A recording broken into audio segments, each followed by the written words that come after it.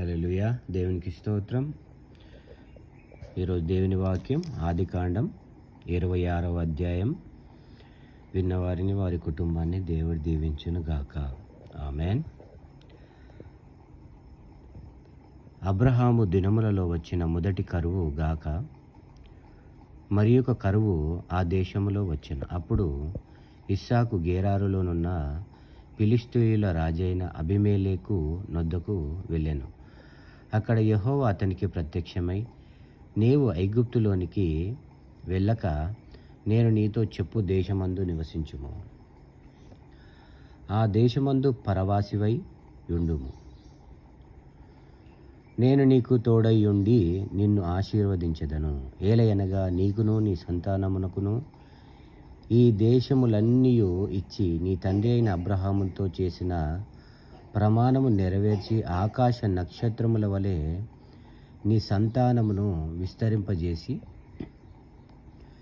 ఈ దేశములన్నీయు నీ సంతానమునకు ఇచ్చెదను.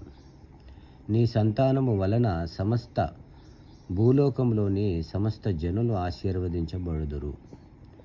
ఏలయనగా అబ్రహాము నా మాట విని నేను విధించిన దాని నా ఆజ్ఞలను, నా కట్టడలను, నా నియమములను గైకొనెనని చెప్పెను. ఇస్సాకు గేరారులో నివసించెను. ఆ చోటి మనుష్యులు అతని భార్యను చూచి ఆమె ఎవరని అడిగినప్పుడు అతడు ఆమె నా సహోదరి అని చెప్పాను. ఎందుకనగా రిబ్కా చక్కనిది గనుక ఈ చోటి మనుష్యులు ఆమె నిమిత్తము నన్ను చంపుదురేమో అనుకొని తన భార్య అని చెప్పుటకు భయపడెను. అక్కడ అతడు చాలా దినములుండిన తరువాత ఫిలిష్తీయుల రాజైన అబీమెలెకు కిటికీలో నుండి చూచినప్పుడు ఇస్సాకు తన భార్య అయిన రిబ్కాతో సరసమాడుట కనబడెను. అప్పుడు అబీమెలెకు ఇస్సాకును పిలిపించి, ఇదిగో ఆమె నీ భార్యయే, ఆమె నా సహోదరి అని ఏల చెప్పితివని అడుగగా ఇస్సాకు ఆమెను బట్టి నేను చనిపోదునేమో అనుకుంటునని అతనితో చెప్పెను. అందుకు అబీమెలెకు, నీవు మాకు చేసిన ఈ పని ఏమి? ఈ జనులలో ఎవడైనా ఆమెతో నిర్భయముగా శయనించవచ్చునే. అప్పుడు నీవు మా మీదికి పాతకము తెచ్చిపెట్టు వాడవు గదా అనెను. అబీమెలెకు, ఈ మనుష్యుని జోలికైనను ఇతని భార్య జోలికైనను వెళ్ళువాడు నిశ్చయముగా మరణశిక్ష పొందునని తన ప్రజల అందరికీ ఆజ్ఞాపింపగా ఇస్సాకు ఆ దేశమందున్న వాడై విత్తనము వేసి ఆ సంవత్సరము 100 ఫలము పొందెను. యెహోవా అతనిని ఆశీర్వదించెను గనుక ఆ మనుష్యుడు గొప్పవాడాయెను. హల్లెలూయా. దేవునికి స్తోత్రం. అతడు మిక్కిలి గొప్పవాడగు వరకు క్రమక్రమముగా అభివృద్ధి పొందుచూ వచ్చెను. అతనికి గొర్రెల ఆస్తియు, గొడ్ల ఆస్తియు, దాసుల గొప్ప సమూహమును కలిగినందున ఫిలిష్తీయులు అతని యందు అసూయపడిరి. అతని తండ్రి అయిన అబ్రహాము దినములలో అతని తండ్రి దాసులు త్రవ్విన బావులన్నిటినీ ఫిలిష్తీయులు మన్ను పోసి పూడ్చివేసిరి. అబీమెలెకు, నీవు మాకంటే బహు బలము గలవాడవు గనుక మా యొద్ద నుండి వెళ్ళిపోమ్మని ఇస్సాకుతో చెప్పగా ఇస్సాకు అక్కడ నుంచి వెళ్ళి గేరారు లోయలో గుడారము వేసుకొని అక్కడ నివసించెను. అప్పుడు తన తండ్రి అయిన అబ్రహాము దినములలో త్రవ్విన నీళ్ల బావులు ఇస్సాకు తిరిగి త్రవ్వించెను.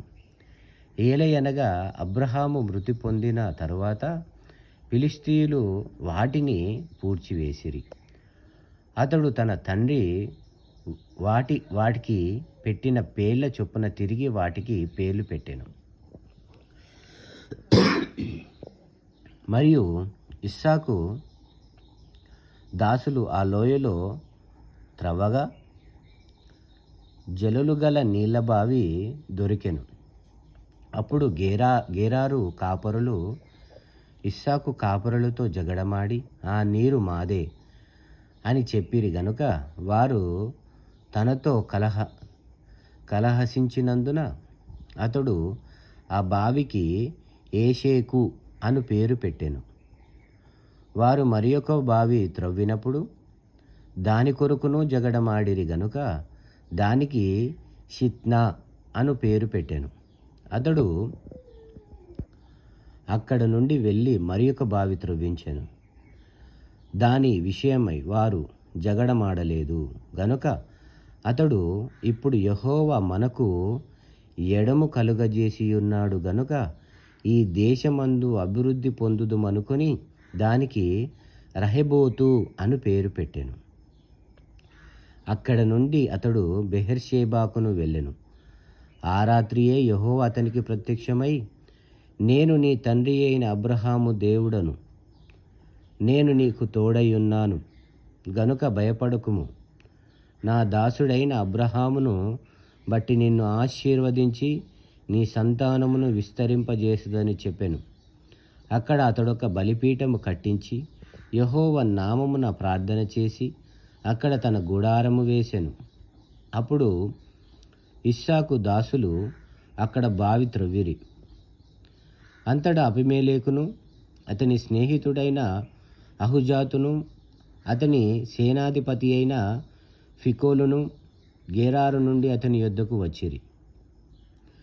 ఇస్సాకు, మీరు నా మీద పగబట్టి మీ యొద్ద నుండి నన్ను పంపివేసిన తరువాత ఎందు నిమిత్తము నా యొద్దకు వచ్చియున్నారని వారినడుగగా, వారు, నిశ్చయముగా యెహోవా నీకు తోడైయుండుట చూచితిమి గనుక మనకు అనగా మాకును నీకును మధ్యనొక ప్రమాణముండవలెననియు, మేము నిన్ను ముట్టక నీకు మేలే తప్ప మరేమీ చేయక నిన్ను సమాధానముగా పంపివేసితిమి గనుక నీవును మాకు కీడు చేయకుండునట్లు నీతో నిబంధన చేసుకొందుమని అనుకొంటిమి. ఇప్పుడు నీవు యెహోవా ఆశీర్వాదం పొందిన వాడవనిరి. అతడు వారికి విందు చేయగా వారు అన్నపానములు పుచ్చుకొనిరి. తెల్లవారినప్పుడు వారు లేచి ఒకనితో ఒకడు ప్రమాణము చేసుకొనిరి. తరువాత ఇస్సాకు వారిని సాగనంపగా వారు అతని యొద్ద నుండి సమాధానముగా వెళ్ళిరి.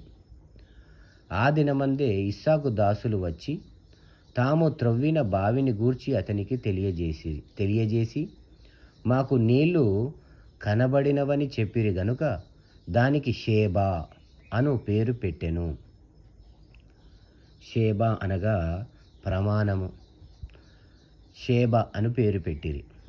కాబట్టి నేటి వరకు ఆ ఊరి పేరు బెహెర్షేబా. ఏశావు 40 సంవత్సరములు గలవాడైనప్పుడు హిత్తీయుడైన బేయేరి కుమార్తెయగు యహూదీతును హిత్తీయుడైన ఏలోను కుమార్తెయగు బాషేమతును పెళ్లి చేసుకొనెను. వీరు ఇస్సాకును రిబ్కాకును మనోవేదన కలుగజేసిరి. హల్లెలూయా, దేవునికి స్తోత్రం.